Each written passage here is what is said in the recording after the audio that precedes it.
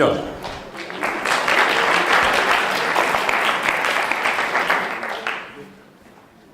So, I just have to wait till the guy waves at me in the thing. Okay. So, mind the muddle. What I'm going to be talking about this afternoon is some of the muddles and philosophical debates that are around at the moment about what is mind and how solution-focused practice can help us to mind the muddle, stay clear, stay simple, stay at the surface, and stay useful to our clients. So think about what we mean by mind for a moment. Some people think of mind as something that happens magically in here, like a computer, the magic, amazing brain that is the mind. Right? That's one view of mind. Another view of mind is that mind is about interacting things, interacting elements. And this picture is a picture of Trafalgar Square. An amazing mix of interactions. And that's a much more Gregory Batesonian view of mind. And of course, in this conference, we know that Gregory Bateson was a precursor of solution-focused practice and the interactional view. And of course, that's going to be a rather interesting definition of mind for us to explore. So let's have a think about the two basic pictures of what mind is. The cognitive picture and the enactive picture.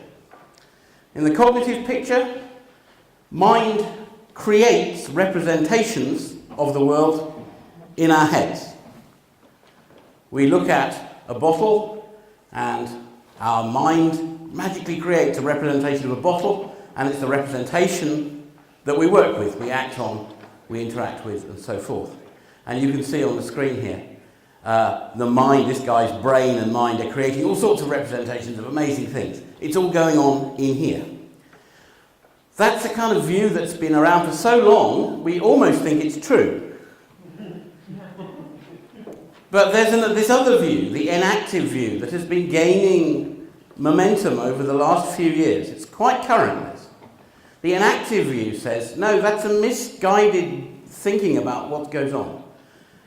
As we don't create a representation of the mind, a representation of the world in our minds. We explore the world. The world is its own representation. We don't need to create the bottle in here. It's out here already, and we can learn about it.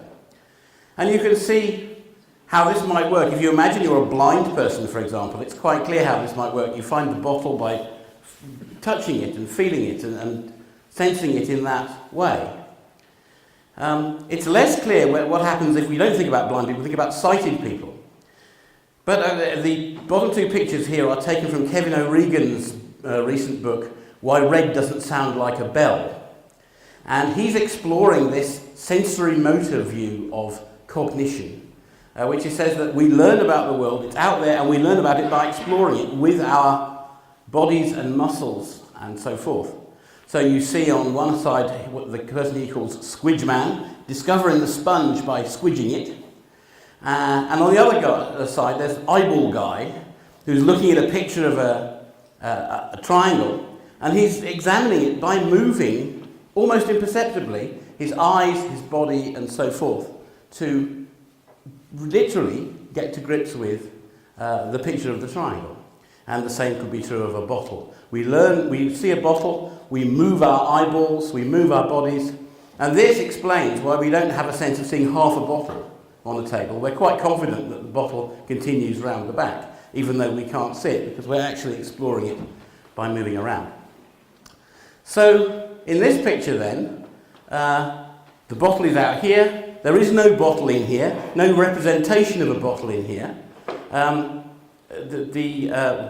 What there is in here is chemistry and electricity and brain and stuff going on.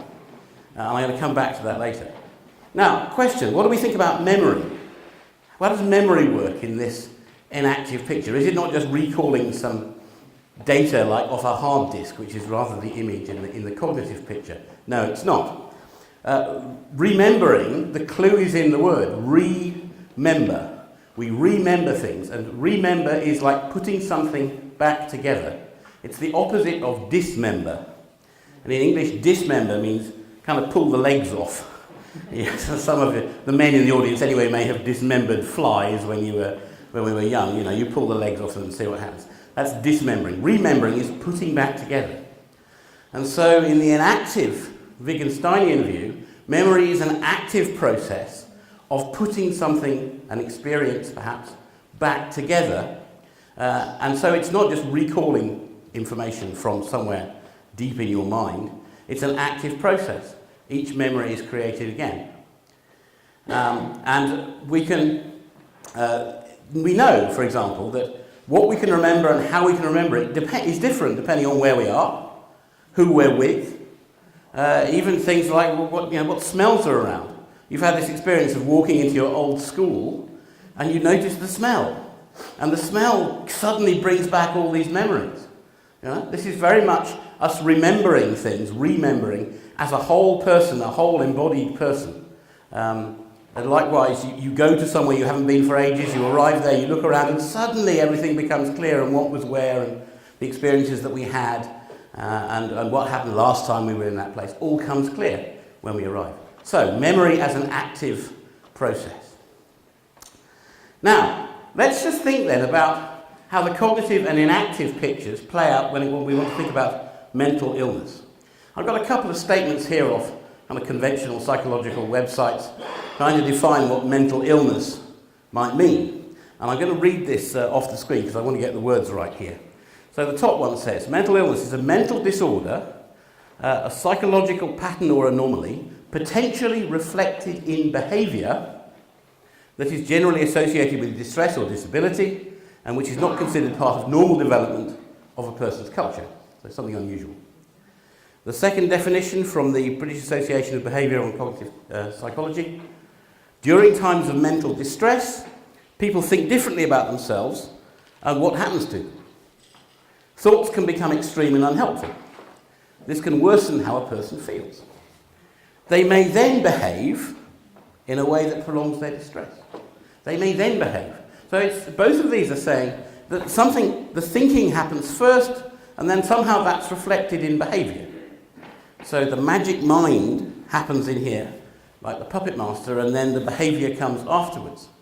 And the inactive paradigm challenges that view. It's not thinking, then behaviour. It's thinking and behaviour are all the same thing.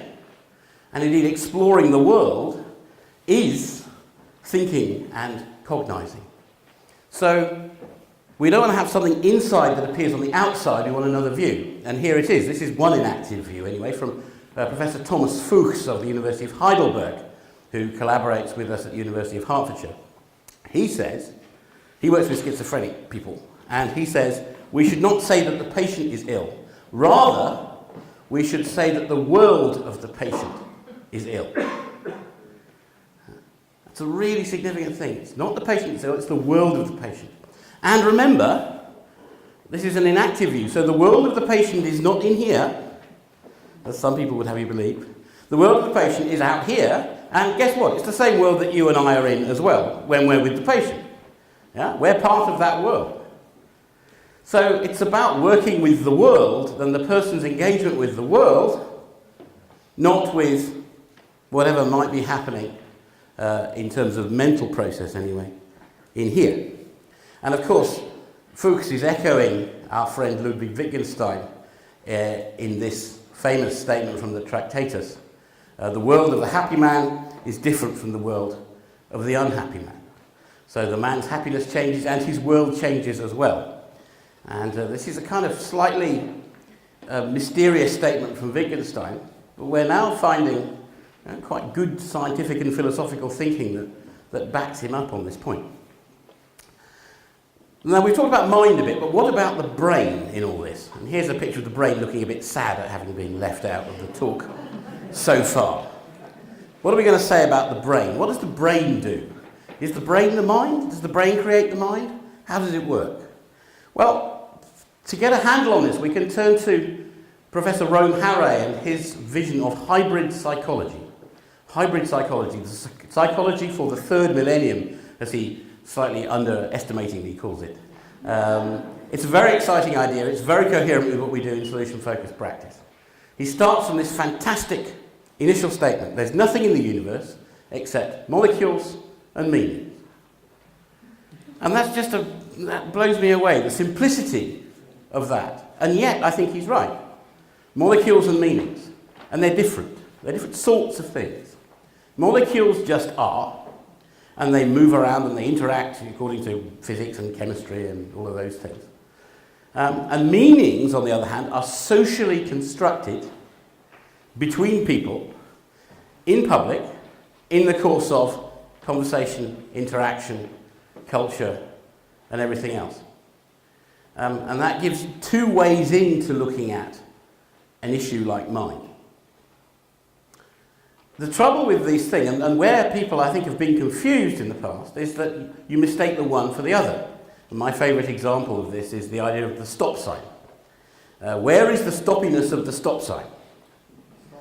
The stoppiness of what is in it. If we did an experiment, we could make a stop sign that looked coherent with the local culture, the German stop sign. I'm sure that's a very efficient stop sign, by the way, the German stop sign. We could make a stop sign, we could take it outside this theatre, put it in the street, and we could observe then, scientifically sit there with white coats on and clipboards, and observe cars stopping and looking around and then moving on again. Yeah, I predict this is what would be happening. And then we'd say, now, what is it in the sign that is making the car stop? And we'd take the sign off to the laboratory, and we'd cut it open, and we would examine it with microscopes and spectroscopy and, Pantone colour charts and the whole thing, and X-rays, neutron scattering, to try and find out what it is in the sign that makes the car stop. And of course, that's the wrong question, obviously. But it doesn't, tragically, stop scientists wanting to go off and do this with every single thing they come across. Try and unpick the molecules, because that's where the correct answer must be. For molecule questions, the answer is in the molecules. For meaning questions, and of course the stoppiness of the stop sign is a meaning question. It's drivers learn to stop at stop signs, and they learn it's very important to stop at stop signs, and they learn it's better to stop at the stop sign and be cautious than say, oh, that's Mark and his crazy made-up stop sign, I'll just ignore that, it's a meaning thing. And to find how meaning things work, we have to look at how the meaning is constructed. And the meaning is constructed in everyday life, in everyday conversations, in this case in driving lessons and stuff like that, and practice and the police enforcing it and everything else. And stopping at stop signs is also, by the way, culturally different in different countries. Some countries have more stop signs than others. In the United States, they have a lot of these four-way stops, and people know how to negotiate those. In the UK, there's relatively few stop signs anymore. And people are a bit confused about whether you really actually have to stop or not. So, it's true. People are confused. Most people actually don't stop at a stop sign. They drive very slowly, and then they go again. Yeah? That's the British way of stopping at a stop sign. It's stopping. It's not stopping at a stop sign. In the United States, you get a ticket if your wheels don't actually stop for, I think it's 1 second or something like that. Anyway. Molecules and meanings, don't get confused, because this is what leads to the what Rome Harry calls the task and tool metaphor about the brain. So what role does the brain play in thinking? And he brilliantly uses an analogy here, the task and tool metaphor. So the analogy is with digging and a spade. When somebody digs a ditch, they use a spade to dig the ditch. Okay, you got that? Got the picture? We use the spade to dig a ditch. Now, is the spade digging the ditch? No. The person is digging the ditch using the spade. And some spades are probably better for ditch digging than others. And there might be other various reasons to dig the ditch in the first place. Now, if we go to the picture of the brain, and the same thing is true. The person is thinking. Now, you see the lady on the picture thinking about something there. The person thinks, and they use the brain to think. Just as they dig the ditch and they use the spade to dig the ditch. The brain does not think, ladies and gentlemen. The person thinks, using their brain. And I am the first to admit that if we removed somebody's brain, their thinking would be very, very limited. Right? And probably rather short as well. So I'm not saying that people don't think using their brains. Of course they do. But the brain itself does not think. The brain on its own does not no more think than the spade digs the ditch lying on the ground without a person to do it. And so if we want to, if we want to study spades, we can study spades. And if we want to study digging, we have to go and watch people digging. And it's just the same with brains. We can study brains, and we should, and that's kind of molecule stuff probably. And if we want to study thinking, then that's people stuff, and that's meaning, and therefore we have to go and watch people actually thinking and doing things and seeing what counts as thinking, and so forth. And we're avoiding what is called the mereological fallacy here. It's a good Latin word for the day, mereological fallacy, which is ascribing to a part of something a quality that should really only be ascribed to the whole of something. So, brains don't think, people think. And this is from the wonderful book Philosophical Foundations of Neuroscience by Bennett and Hacker. So, what are we doing then when we sit down for a coaching session, a therapy session, a talking cure session? What are we doing? Well, if we have the cognitive picture, we know that all we're getting out front is kind of the results of whatever the mind is doing. And so all the behaviour that we're seeing in our clients, we have to kind of think, oh, this is a reflection of what's going on in their brain. So I have to kind of watch them very carefully to interpret not just what they're showing me, but what's going on behind the scenes. Yeah? We have to, that's where we get to diagnosis, we get to understanding, we get to helping people understand their thinking processes. We get to listening to them as if we're trying to study them. It's a kind of a very sort of third-person way of listening this. I'm listening to you to try and understand what's going on deep somewhere behind the scenes.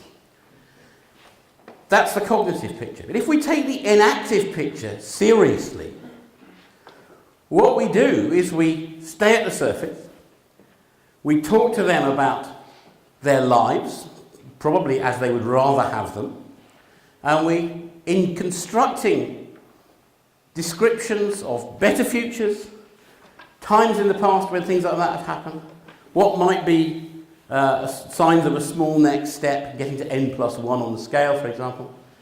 What we're doing is helping them engage with the world in a new way. They are negotiating a new way of being in the world, and that's why it's so important for us to stick with their language. Their language is what we have to work with, and it's playing that language back, having them enlarge on it, accepting it, what Steve DeShazer used to call radical acceptance. That's such a key part of solution-focused practice that helps us to do that without reinterpreting for them their lives, experiences, and so forth.